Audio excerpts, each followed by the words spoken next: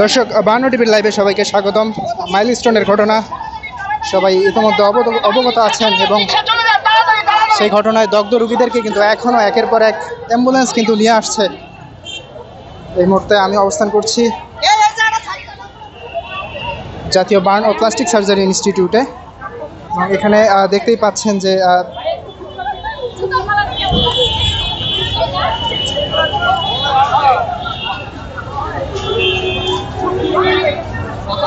দগ্ধ যে রোগীরা, সেই দগ্ধ রোগীদেরকে নিয়ে কিন্তু এখনও কিন্তু একের পর এক অ্যাম্বুলেন্স কিন্তু প্রবেশ করছে। দর্শক, মাইলস্টোন স্কুল অ্যান্ড কলেজের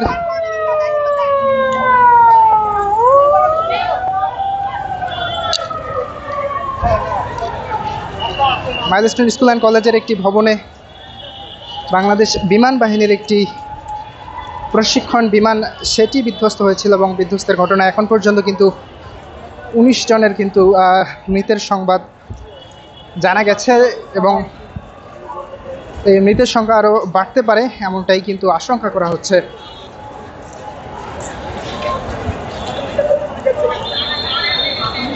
এই মুহূর্তে আমি অবস্থান করছি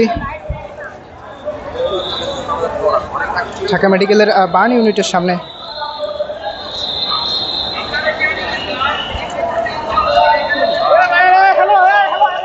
এখানে কিন্তু এখনো একের পর এক অ্যাম্বুলেন্স কিন্তু ঢুকছে।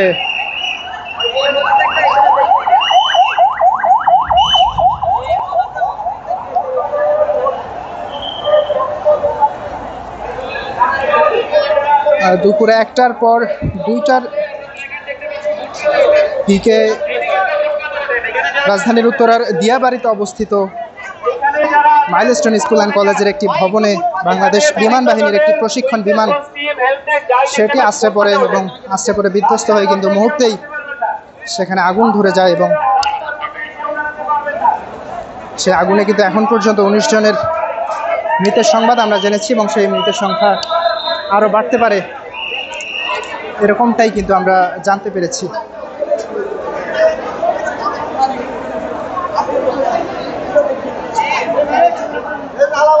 এই মুহূর্তে আমি অবস্থান করছি জাতীয় বার্ন ও প্লাস্টিক সার্জারি ইনস্টিটিউটে। আহত দগ্ধ রোগীদেরকে কিন্তু এখনো নিয়ে আসা হচ্ছে।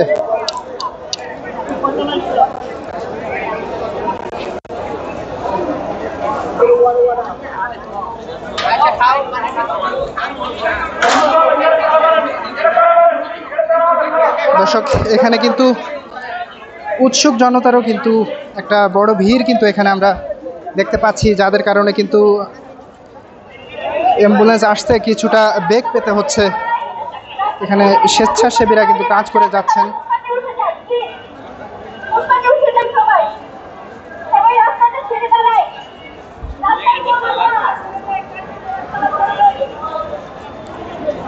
দর্শক, এই ছিল এখন পর্যন্ত আমার কাছে ঢাকা মেডিকেলের সামনে থেকে সবশেষ